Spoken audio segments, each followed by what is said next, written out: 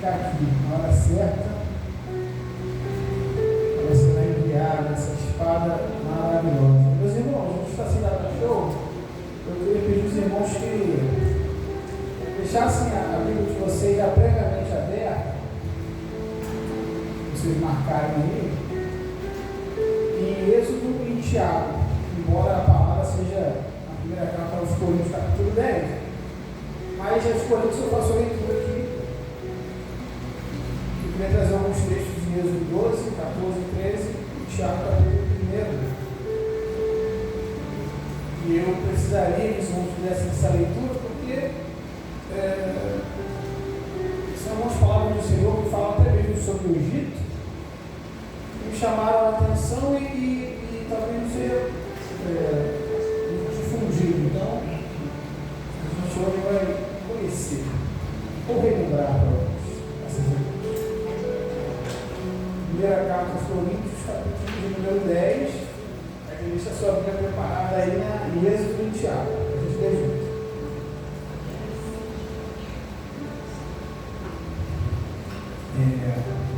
A carta aos Coríntios, traz bastante temas, amados. Interessante que, assim como os outros capítulos de Coríntios, eu até estava falando com o pastor esses dias, que essa oportunidade de trazer a palavra sobre os Coríntios me trouxe uma outra perspectiva acerca dessas pessoas. Eu tinha olhado de uma maneira e depois a gente começou a trazer aqui a palavra e seguindo capítulo por capítulo, algumas coisas saltaram que foram de grande valia, que me ensinaram muito, e eu não tenho dúvida que também fosse igual com os irmãos sobre essa leitura de Coríntios. Aqui a gente vai dar sequência no capítulo 10.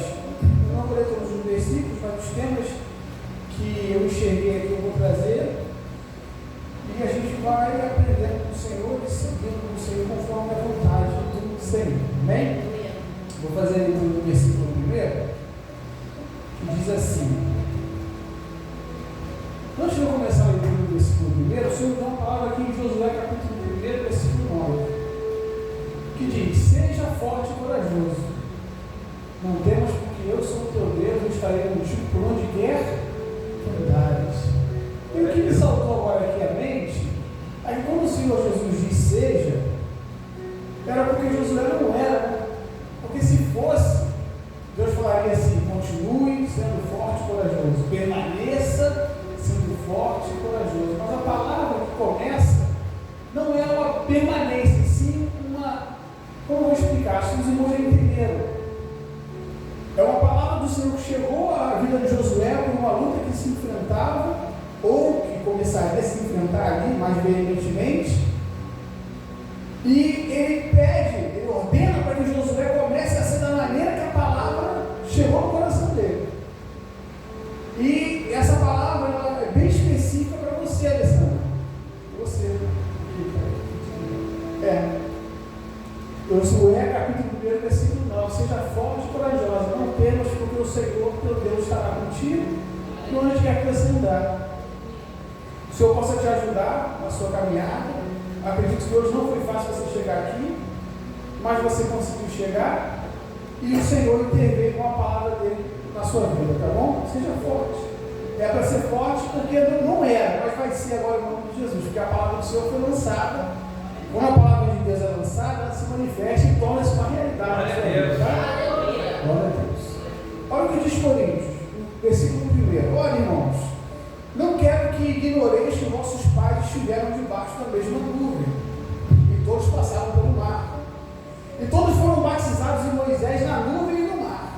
E todos comeram da mesma comida espiritual, e beberam todos da mesma bebida espiritual, porque bebiam da pedra espiritual que seguia, e a pedra era Cristo. Sem sombra de dúvida, o versículo traz aqui quem era a pedra: o próprio Senhor. E o mais interessante é que seguia, então havia um movimento. Embora a gente vai entender que uma pedra está parada ali, ela não tem como se movimentar, não tem como se locomover facilmente, a não ser que o homem a conduza, né? A gente pensando assim numa pedra em si, mas aqui a palavra deixa claro que essa pedra espiritual, que era o próprio Cristo, nos seguia. 16, porventura o cálice da bênção que abençoamos não é a comunhão do sangue de Cristo? O pão que partimos não é porventura a comunhão do corpo de Cristo? Porque nós, sendo muitos, somos um só pão e um só corpo, porque todos participamos do mesmo pão. 18. Vede a Israel segundo a carne, os que comem os sacrifícios são porventura participantes do altar? Mas digo, que ídolo é alguma coisa, ou que sacrifício ao ídolo é alguma coisa? 20. Antes digo que as coisas que os gentios sacrificam, as sacrificam aos demônios e não a Deus. Por mais que exista alguém que está confundido, achando que é, a palavra deixa claro que não. E não quero que sejais participantes com os demônios. 21. Não podeis beber o cálice do Senhor e o cálice dos demônios. Não podeis ser participantes da mesa do Senhor e da mesa dos demônios. Aqui essa palavra está trazendo sobre o ânimo dobre. Nós não podemos ter ânimo dobre. Não podemos estar divididos ou mortos. Precisamos ser quentes. E também monos. Não é interessante. Crentes precisamos ser. Aqui a palavra diz claramente isso. E há os versículos também que vão trazer essa semelhança que diz que águas amargas não podem gerar águas doces. Amados, então se vivemos para Cristo vivemos. E não pode existir uma atitude ou uma ação pendular. A gente vive para o Senhor, tomamos o corpo, tomamos o cálice, juntos estamos no Senhor, unidos estamos no Senhor. Então para o Senhor vivemos, para o Senhor padecemos e para o Senhor morremos. Porque o viver para Cristo, quem lembra? O viver é Cristo. O viver é Cristo. E o morrer é lucro no Senhor. Nós estamos vivendo para o Senhor, então vamos caminhar no Senhor, amado. Aleluia. E por que eu falo isso? Porque o inimigo, ele vai querer atribular a tua vida para que você não ande reto diante dele. Ah, mas eu busquei, eu vivi, eu me santifiquei e por algum momento eu me distanciei. Tudo bem, entendo. Vamos entender um tempo de 3 anos, por exemplo. Imagina o que é viver 3 anos longe da presença do Senhor, longe da casa. Ah, mas eu voltei, amém. Mas você passou 3 anos, amados, não foram os melhores 3 anos da tua vida. Porque os melhores 3 anos da sua vida são aqueles anos que você passa na presença de Deus.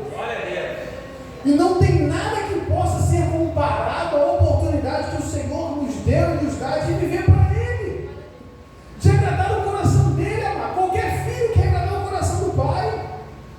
Eu sei que os filhos têm uma época da vida deles que de repente resistem um pouco mais, mas a gente vai perceber que o filho ali idôneo, aquele que segue os passos do Senhor, que se investe na palavra, ele quer ver o pai dele feliz. E assim nós também queremos ver os nossos pais, para quem ainda tem, felizes, amados, humanos felizes. Meu filho está na presença de Deus, minha filha está na presença do Senhor, isso traz alegria. E da mesma forma, nós também temos que trazer essa alegria para Deus. Nós temos a oportunidade, amados, de pela palavra do Senhor, alegrar o coração do Senhor. A palavra diz que o pecador que se arrepende tem festa. Nós temos o costume de fazer uma vez por ano festa, ano novo, aniversário. Tudo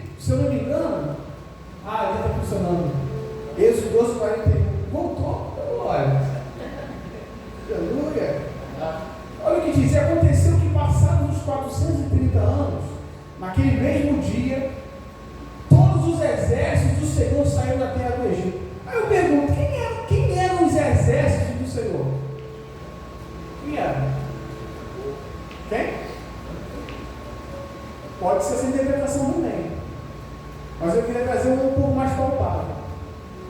Presta atenção. Eu queria trazer uma palavra aqui sobre a proteção do Senhor. De como Ele não só ordena a bênção sobre as nossas vidas, como depois da ordem dele, também há a proteção dele. A vigilância do Senhor, daquele que não dorme, não dormita, não tosquedeja, conforme o salmista vai dizer. Então é interessante que, à luz do povo egípcio, de Faraó, que era o rei, aquele povo ali era povo escravo. Aquele povo ali era povo que não tinha valor nenhum. Aquele povo ali era um povo miserável, que tinha que padecer, e que se oportunasse fosse o rei, a ordem era: trabalha mais com menos, faz mais com menos, eu quero mais tijolo e menos tempo. Começando a obrigar aquele povo escravo, que nada valia, coisas que eram impossíveis, amados, de conseguir entregar. Esse povo que na terra do Egito fora oprimido e tratado como escravo, é o povo que o Senhor enxerga como seu exército. Olha como é que Deus começa a valorizar o povo que Ele escolheu. Enquanto a Faraó é um povo escravo, que não tem valor nenhum, tem que ficar largado na terra de Gósen, para Deus agora Ele movimenta o próprio exército dele. Então Ele vai tirar o povo lá de Israel, e agora o povo saindo de lá não tem mais esse adjetivo de ser escravo, mas sim um exército de Deus Todo-Poderoso. Um exército que Ele levantou, que Ele erigiu, que Ele exaltou, que Ele sustentou com a mão e que Ele conduziu até hoje. A palavra diz claramente: quem amaldiçoar Israel está amaldiçoado, e quem abençoar está abençoado. Amado, quem tem coragem de amaldiçoar aquela terra? Israel, que segundo a tradução que vem do hebraico, significa aquele que luta com Deus e prevalece. Quem será que consegue, amados, intervir sobre uma bênção que Deus implementou sobre Abraão e disse assim: ó, aqui eu multiplicarei do teu ventre com a areia do mar, com as estrelas do céu, e o teu povo, a partir de ti, os teus nomes serão inumeráveis. É a palavra que o Senhor trouxe no Antigo Testamento, amados. Êxodo 14, 19. Eu queria fazer a leitura do 19 ao 20 e trazer algo aqui também que me chamou muita atenção. Êxodo 19 ao 20. Olha o que diz a palavra do Senhor. E o anjo de Deus, que ia diante do exército de Israel, se retirou e ia atrás deles. Também a coluna de nuvem se retirou diante deles e se pôs atrás. Até aqui a gente ouve bastante. O povo de Israel caminhava e o próprio Senhor conduzia o povo. O próprio Deus sabia o que estava fazendo com a vida deles, assim como Ele também sabe o que estava fazendo com a sua. Talvez aquele povo olhava: pô, mas aqui tem um mar, eu estou andando para essa direção, será que está certo? Mas Deus está no controle, acalma o seu coração, confia no Senhor. A palavra diz isso.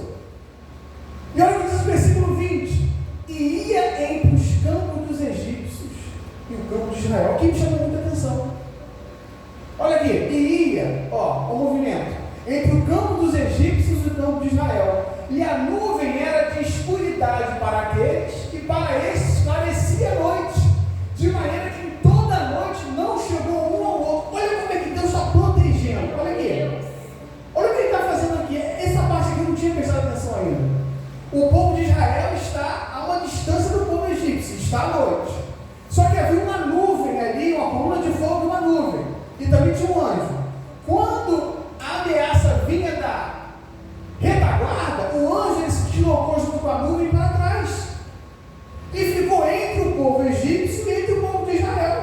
O povo egípcio queria atacar o povo de Israel, mas quando percebeu que tinha uma nuvem que se movimentava e eles observavam a nuvem como algo escuro, negro, ruim, e o povo de Israel começava a observar aquela coisa linda, aquela luz, aquela claridade, o povo egípcio não conseguia avançar mais, porque sabia: peraí, se eu dar mais um passo para frente,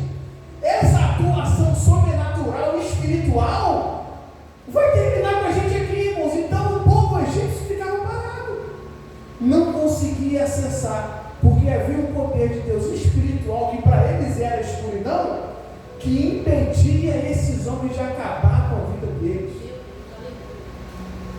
Amados, por isso que é bom viver na presença de Deus, porque a proteção do Senhor existe. Salmo 91 fala isso diversas vezes, não só essa palavra, muitas outras.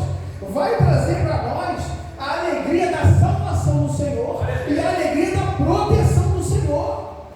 Porque Deus não vai me dar uma ordem e vai me deixar desamparado, não. Ele vai dar ordem para você como verdadeiro líder e Ele também vai com você. Não vai fazer, vai lá, como muitos fazem aí, resolve dar o seu jeito, para você mesmo, vai lá, eu quero resultado. Não, Deus não. Deus, Ele te dá a ordem do que você precisa fazer e Ele anda contigo lado a lado. Meu Deus! Se assim não fosse, Ele poderia ter deixado Pedro afundar. Mas mesmo que faltasse fé no coração de Pedro, ainda assim, a misericórdia que triunfa sobre o juízo, estendeu a mão a Pedro e levantou ele daquelas águas, naquele tempo ruim. Então, se muitos se preocupam com o juízo que se aproxima, com o apocalipse, eu já percebi que isso deixa o demônio desesperado. Muitos não querem prezar pela misericórdia, porque a misericórdia, como diz Tiago, ela vai triunfar sobre o juízo. E olha o que diz agora Êxodo 13, no versículo 22.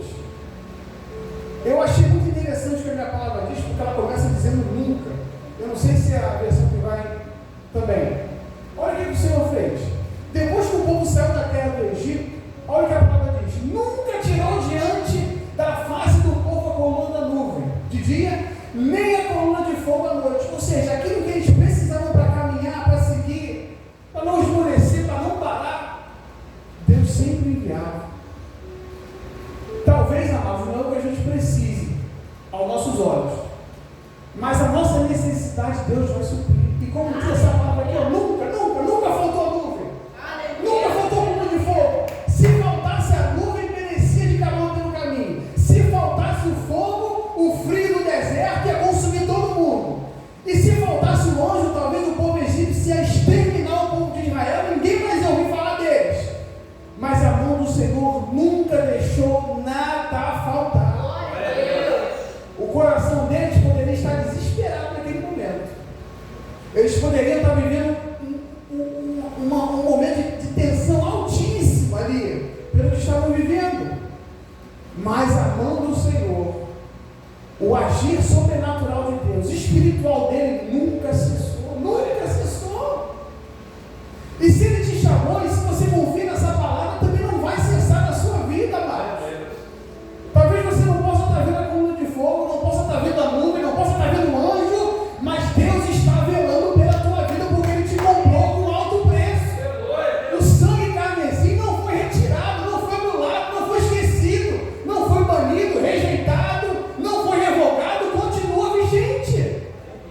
E não há outra lei que possa sobrepor a lei do Senhor, amados. Por mais que muitos ou rejeitem, ou não aceitem, ou não queiram, mas agora é tarde demais, porque o sangue do Senhor foi derramado pela tua vida.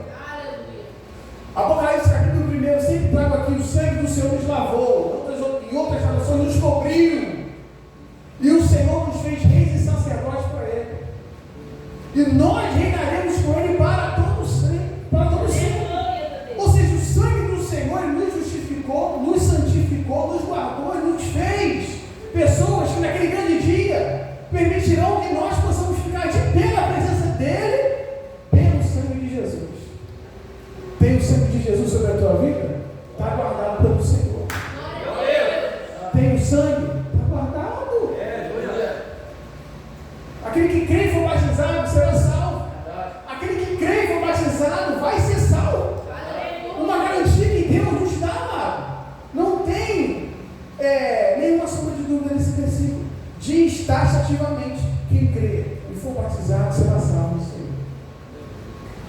E como eu me alegro no ano, foi 2015, quando eu fui batizado, foi uma bênção, amados.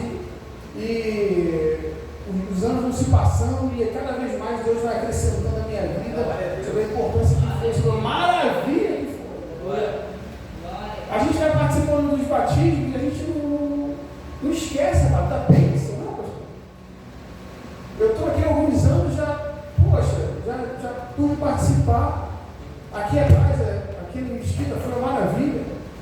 O sítio lá para Renato, Paulinho, também foi bênção. Meu Deus, você vê que Deus está agindo ali, você vê que há alguma coisa acontecendo da parte do Senhor. Glória a Deus. Versículo 5 e 6 de Coríntios.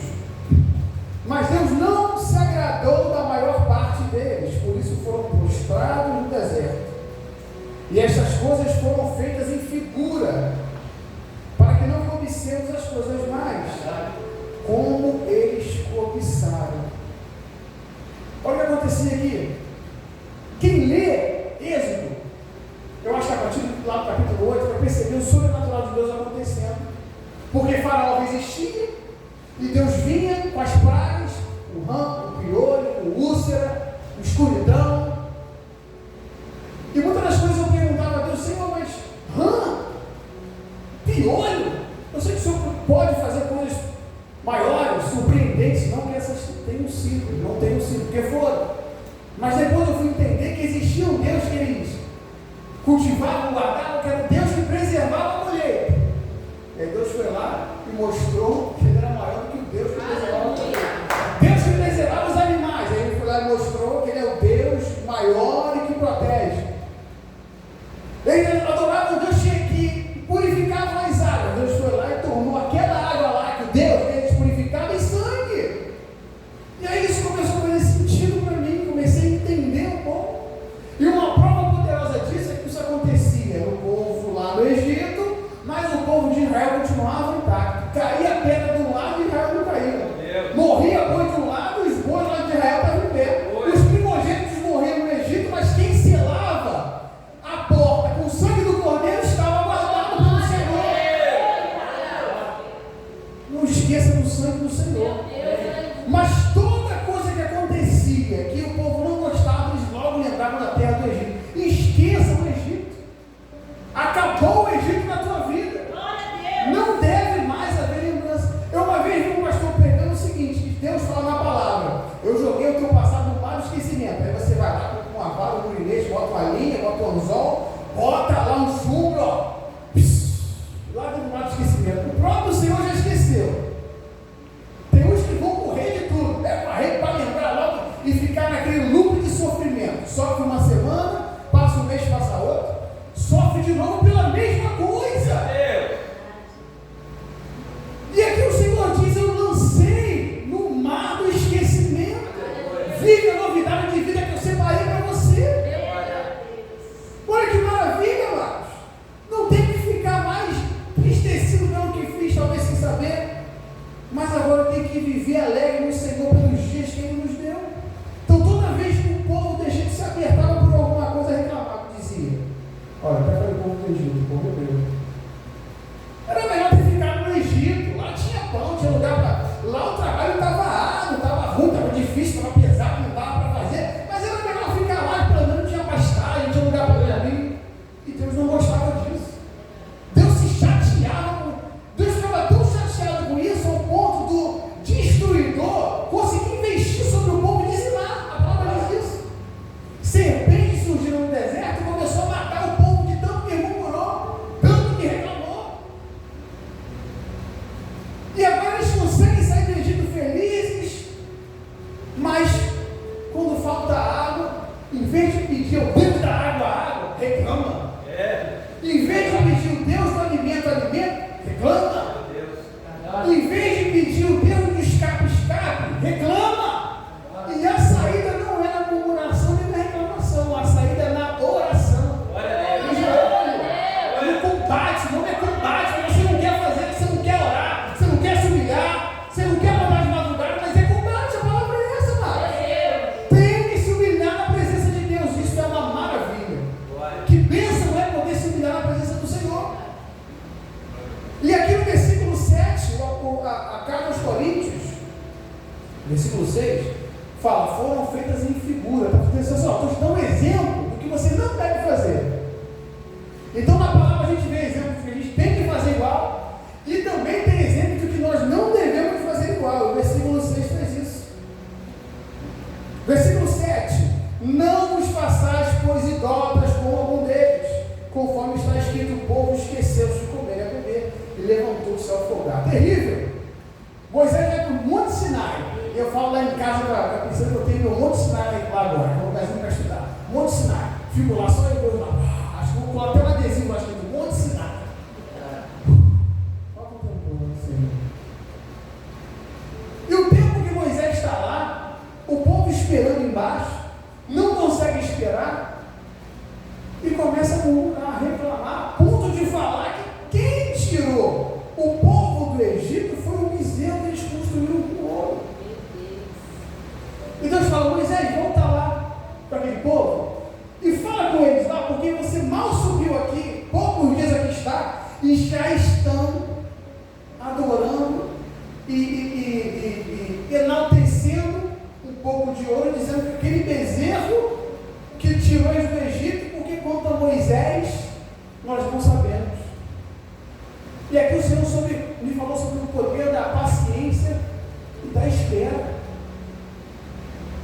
De quanto nós precisamos, agora, estar pronto para ouvir, calma aí, espera. Essa frase não é minha, Deus deu ao Thiago Brunet, que eu não ouvi aqui, uma pregação dele, que falou assim: ora, quando Deus pede para você esperar, é porque tem coisa importante acontecendo, amados. E que não dá para parar o processo agora para não comprometer outras coisas. Você imagina, você está operando com alguma coisa muito delicada, uma faca, alguma coisa, alguém te pede alguma coisa, você fala, espera, a pessoa não espera, você se apressa, corta o dedo. Por quê? Porque aquele momento era o momento de esperar, algo importante estava acontecendo. E era preciso esperar. E da mesma forma com o povo aqui, irmãos.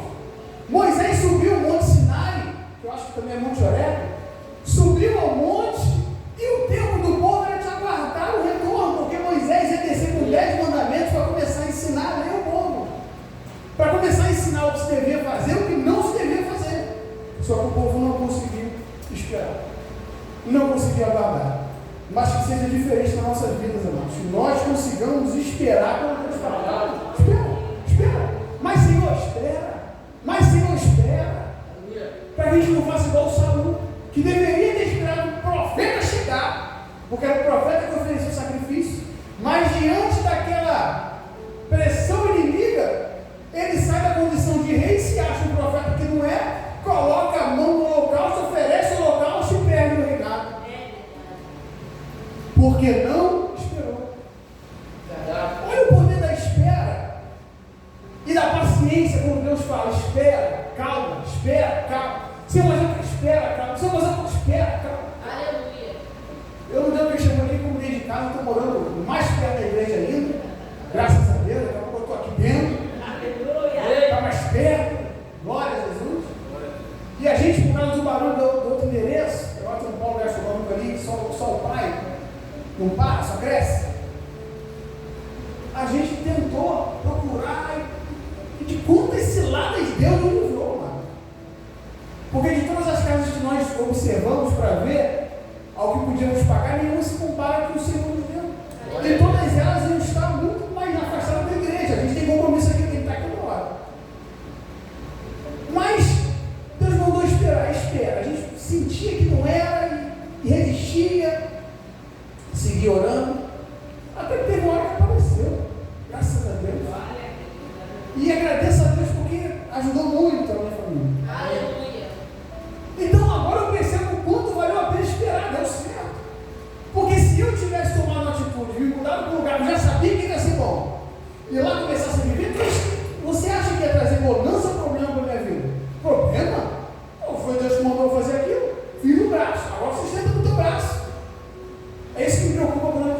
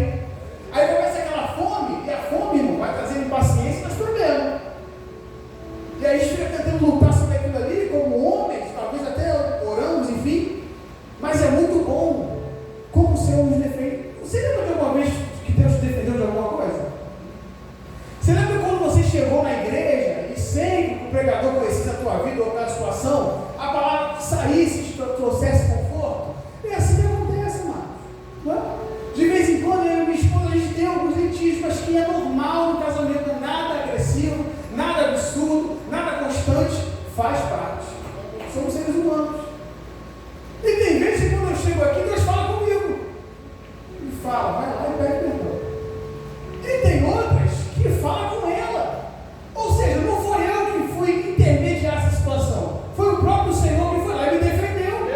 Foi o próprio Senhor que foi lá e defendeu ela. E assim, eu julgo importante, amado, nós estamos aqui recebendo a palavra e percebendo o quanto Deus usa e ajuda e colabora.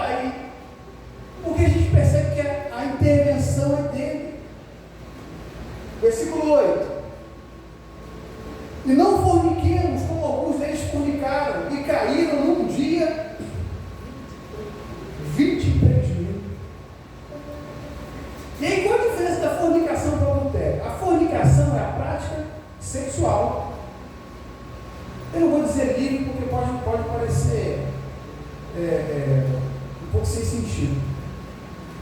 Mas o adultério é a prática sexual fora do casamento. A pessoa é casada e ela tem relação sexual com outras pessoas, adulterou. O que é adulterar? Você pegar aquilo que é puro, que é verdadeiro, que é santo, que é imaculado, que não tem mácula, que não tem ruga, que não tem mancha. E aí algo é adicionado, mas esse adicionar não é algo comum. É algo que vai comprometer a mistura. E aí vai ser adulterado.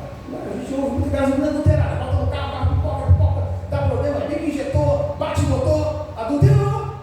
Porque era para funcionar com algo puro, mas foi adulterado com substâncias que não pertencem àquelas e começou a dar problema no caminhar.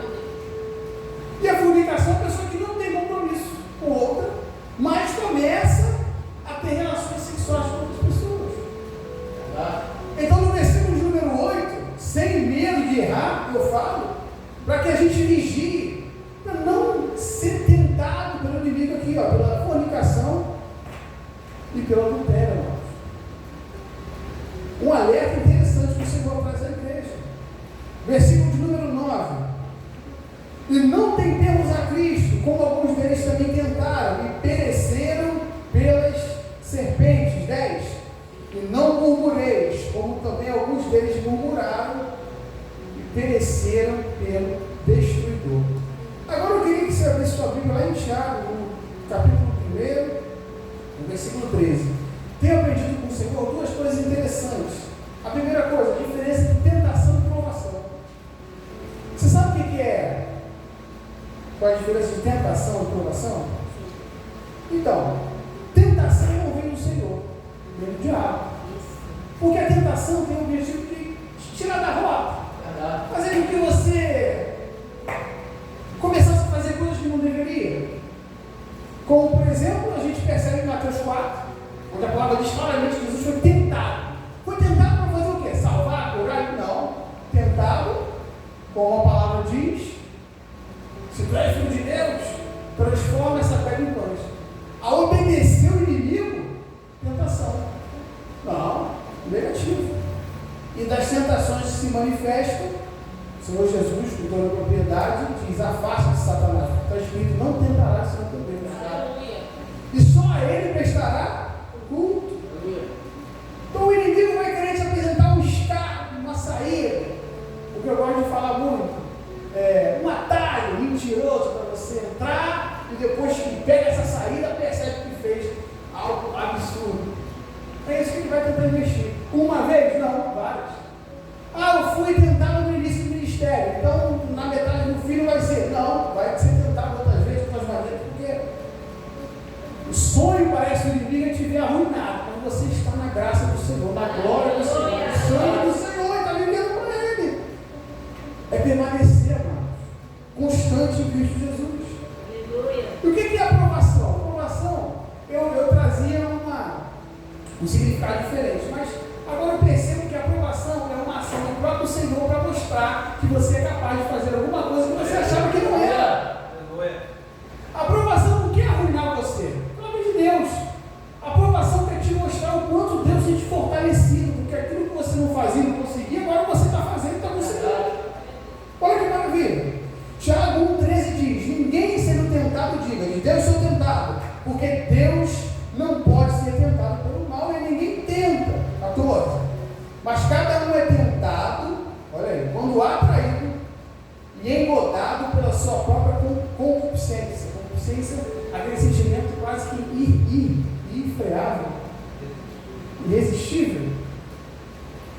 Depois da vida a concupiscência concebida, ou seja, depois de gerar, de formar esse desejo irresistível, dá luz ao pecado. E o pecado sendo consumado, na prática, o pecado quando vira prático, ele gera o quê? A morte.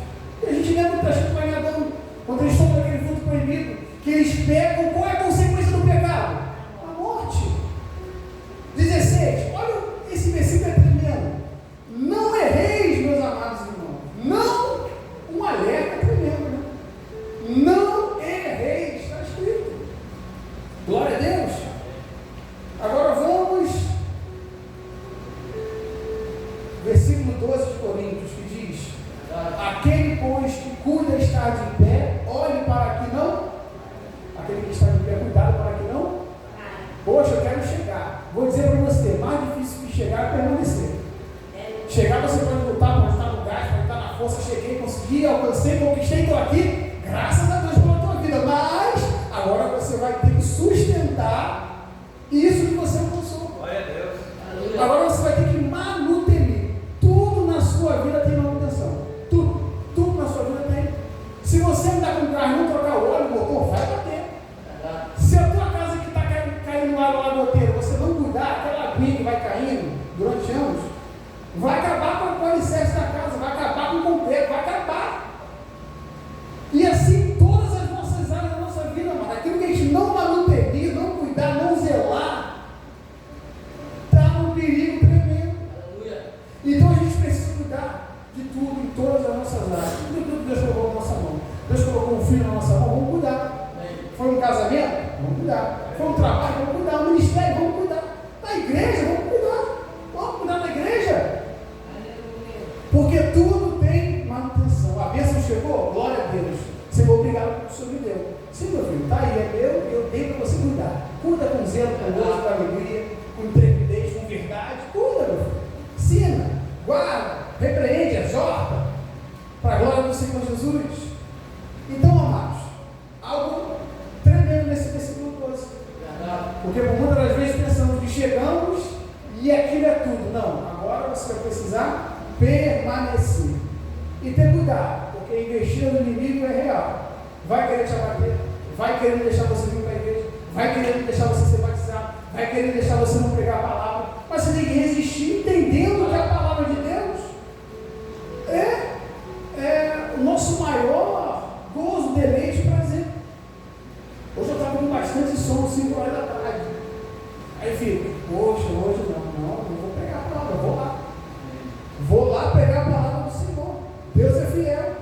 E assim a gente vai seguindo. No versículo 13, diz: não sobreveio sobre vós tentação senão humana, mas Deus é fiel, que não vos deixará tentar acima do que podeis. Antes, com a tentação, dará também escape para que possais suportar. Algumas coisas interessantes eu percebi nesse versículo aqui. Primeiro, Deus sabe, antes de você, sobre qualquer notícia sobre você que vai alcançar a tua vida. Se chega a você uma notícia ruim, Deus já sabe. Por quê? Por que eu confirmo isso? Porque isso aqui, antes da tentação, vem um escape. Então, antes de você tomar ciência, Deus já tem ciência e Deus já promoveu o escape. Glória a Deus. No versículo 13 também mostra algo tremendo, que como Deus nos conhece, como nós não nos conhecemos. Porque muitas das vezes a gente entra em batalha, em guerra, em qualquer situação que seja, e você olha e fala, isso aqui eu não vou suportar não, isso aqui não vai dar para mim, isso aqui eu não consigo, isso aqui não dá. Mas Deus sabe o que dá, sabe o que pode, sabe o que você consegue. Porque se não fosse amado, lá você não estaria. E então esse versículo também me traz aqui com claridade que como Deus nos conhece mais do que nós mesmos. Senhor, eu não vou conseguir. Vai que você vai conseguir. Você não está nisso à toa. Vai que você vai conseguir. Josué, do primeiro versículo 9. Seja forte, vai, eu sou contigo, pode ir. Olha que maravilha. Deus é fiel e não nos deixará tentar acima do que poderes. Antes, com a tentação, dará também escape para que possais suportar. O suporte está exatamente no escape.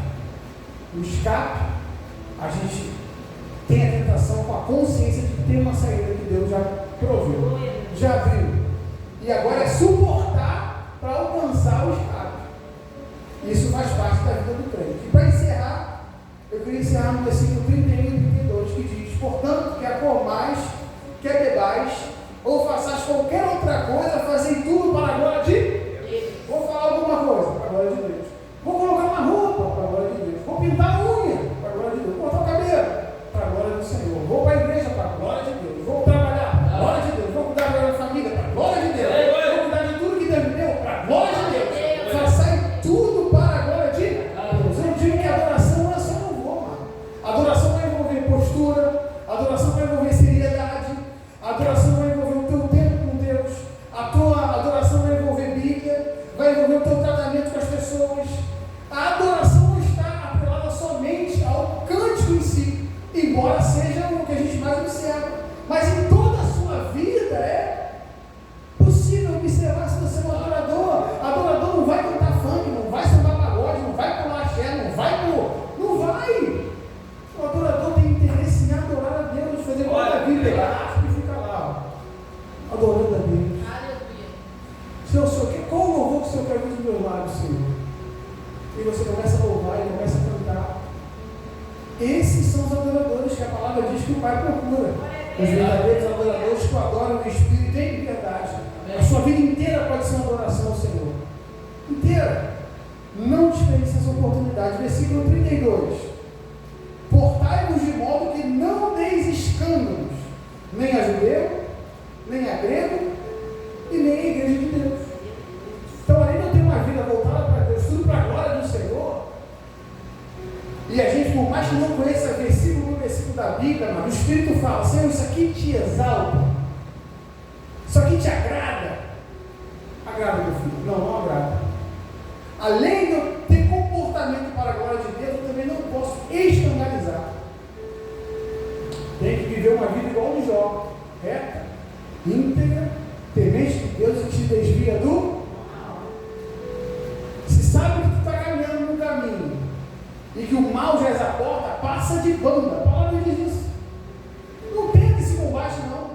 Sabe que aquilo ali é algo delicado na tua vida? Sabe que você de repente não suportou há algum tempo? Sabe que é algo delicado para você ainda, que com o tempo Deus trata? Eu, por exemplo, se eu começar a falar coisas que eu gostava aqui e hoje não gosto mais, de repente nem vou acreditar. Mas, por exemplo, eu gostava de funk, o carro tinha som do funk, bum, bum, bum, eu gostava disso. Hoje já não. Não mais, pode tocar à vontade. Eu xingava demais, a ponto de não perceber que estava xingando. Eu não sentia, quando ia ver, saiu. Era uma coisa que eu policiar demais, mas com o tempo, não mais. Até porque se eu estivesse xingando ainda, uma hora ou outra aqui, eu ia acabar xingando. Por quê? Porque faz parte do seu mover diário, Marcos. Não dá para você vir voltar a pregar e ser uma pessoa, você vai ser você mesmo.